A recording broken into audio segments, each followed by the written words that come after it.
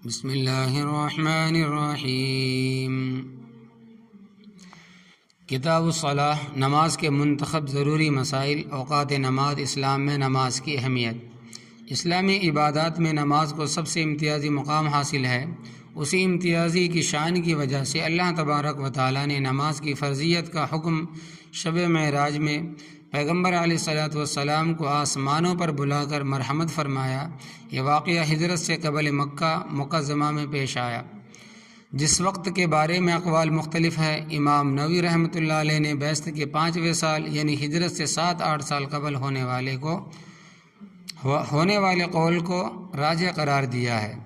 جناب رسول اللہ صلی اللہ علیہ وسلم نے ارشاد فرمایا کہ نماز دین کا ستون ہے، اور بعض فقہا نے اس سے آگے یہ جملہ بھی بڑھایا ہے کہ جس نے اسے قائم کیا اس نے دین کو قائم رکھا، اور جس نے اسے ضائع کیا اس نے دین کو ضائع کر دیا۔ ایک روایت میں ہے کہ اسلام اور کفر میں امتیاز کرنے والی چیز نماز ہے، یعنی جو شخص نمازی ہے وہ ایک اسلامی علامت کو سینے سے لگائے ہوئے ہے، اور جو شخص نماز سے بیگانہ ہے وہ ایک کفری عمل کا مرتکب ہے، اور نماز نہ پڑھنے میں کافروں کی مشابہت اختیار کر رہا ہے۔ بہت سی احادیث میں نماز کو افضل الاعمال قرار دیا گیا ہے، اس لیے کہ اللہ تبارک و تعالیٰ کو بندے کی طرف سے عاجزی اور بندگی کا اظہار سب سے زیادہ پسند ہے، اور نماز کی حالت میں ایک بندہ اپنے آقا مولا کے دربار میں جس طرح اپنی ذلت اور عاجزی کا مظاہرہ کرتا ہے وہ اس انداز میں کسی اور عبادت میں نہیں پایا جاتا۔ ہاتھ کا باندھنا، حمد و ثنا کرنا، رکوع میں سر جھکانا، پھر سجدے میں جا کر تمام اعضاء زمین پر ٹیک دینا، یہ سب مالک الملک کے سامنے اپنی عاجزی اور ذلت کے انداز ہے جو اللہ تبارک و تعالیٰ کو حد سے زیادہ پسند ہے۔ میدان محشر میں بھی سلسلہ عبادات میں سب سے پہلے نماز ہی کی پوچھ گچھ ہوگی۔ ایک روایت میں ہے کہ حضرت صلی اللہ علیہ وسلم نے ارشاد فرمایا کہ قیامت کے دن سب سے پہلے بندے سے نماز کا محاسبہ ہوگا۔ اگر نماز ٹھیک نکلی تو بقیہ اعمال بھی ٹھیک نکلیں گے، اگر نماز ہی میں نقص اور کوتاہی نکل آئی تو بقیہ اعمال تو اس سے بھی خراب ہوں گے۔ تو اس لیے ہر مسلمان مرد و عورت پر لازم اور فرض عین ہے کہ وہ نماز کے سلسلے میں قطعاً کوتاہی نہ کریں۔ نماز میں عذر، سفر یا مرض کی وجہ سے تخفیف تو ہو سکتی ہے، لیکن معافی کسی حال میں نہیں ہے۔ کھڑے ہو کر نہ پڑھ سکے تو بیٹھ کر پڑھے، رکوع سجدہ نہ کر سکے تو اشارے سے پڑھے، مگر پڑھنا ضروری ہے۔ افسوس ہے کہ یہ فرض جتنا اہم ہے آج امت کی اکثریت اس سے اتنا ہی غافل ہے۔ اس غفلت کو توڑنے کے لیے گھر گھر نماز کا ماحول بنانے کی ضرورت ہے، اور بچے کو نماز کا عادی بنانا ضروری ہے تاکہ امت صلاح و فلاح کے راستے پر گامزن ہو سکے۔ نماز برائی سے روکتی ہے۔ نماز ایک بڑی خوبی یہ ہے، نماز کی ایک بڑی خوبی یہ ہے کہ نمازی شخص کا ضمیر زندہ رہتا ہے، جو اسے ہر برے کام سے برابر روکتا رہتا ہے، اور جلدی یا بدیر نماز کی برکت سے بڑے گناہوں سے بچنے کی دولت نصیب ہو جاتی ہے۔ ارشاد خداوندی ہے، ان الصلاۃ تنہی عن الفحشاء والمنکر، بے شک نماز روکتی ہے بے حیائی اور منکر کاموں سے۔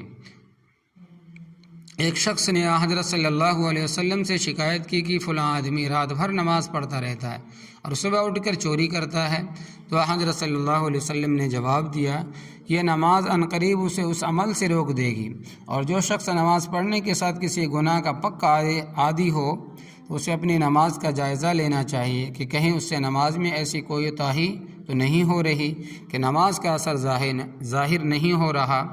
بعض موقوف روایتوں میں مروی ہے کہ جس شخص کی نماز اسے بے حیائی اور گناہ سے نہ روک سکے تو گویا اس کی نماز ہی نہیں ہوتی۔ لہذا اپنی اصلاح کے لیے نماز کی آداب و شرائط کے ساتھ ادائیگی کا اہتمام کرنا چاہیے۔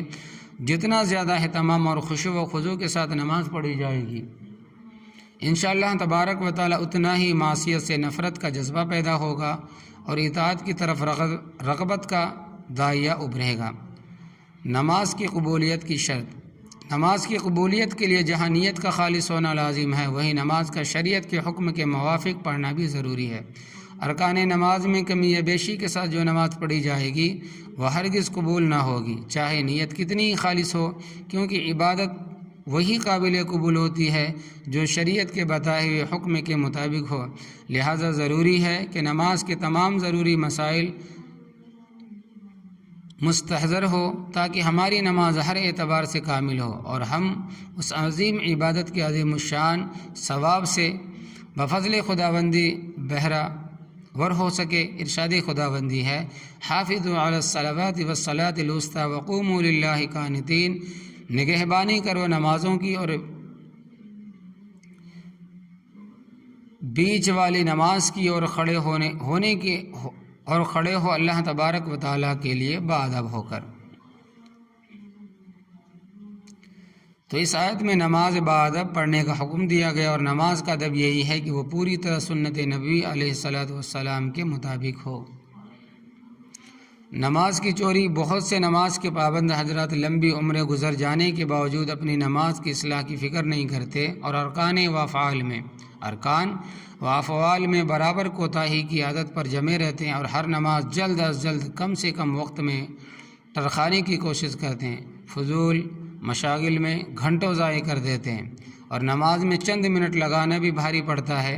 حالانکہ نبی کریم صلی اللہ علیہ وسلم نے ایسے شخص کو بدترین چور قرار دیا ہے جو نماز کے افعال میں کٹوتی کرتا ہے۔ ایک روایت میں ہے کہ حضرت صلی اللہ علیہ وسلم نے ارشاد فرمایا، لوگوں میں سب سے بدترین چوری کرنے والا وہ شخص ہے جو اپنی نماز میں چوری کرتا ہے۔ صحابہ کرام نے عرض کیا کہ حضرت نماز کی چوری کیسے ہوتی ہے؟ تو آپ صلی اللہ علیہ وسلم نے ارشاد فرمایا کہ نماز کا چور وہ ہے جو نماز کے رکوع اور سجدہ پورا نہ کرے، نماز کے رکوع اور سجدے پورے نہ کرے، یعنی پس جلدی گویا کہ ٹھونگے مارنے والے کوے کی طرح پڑھے۔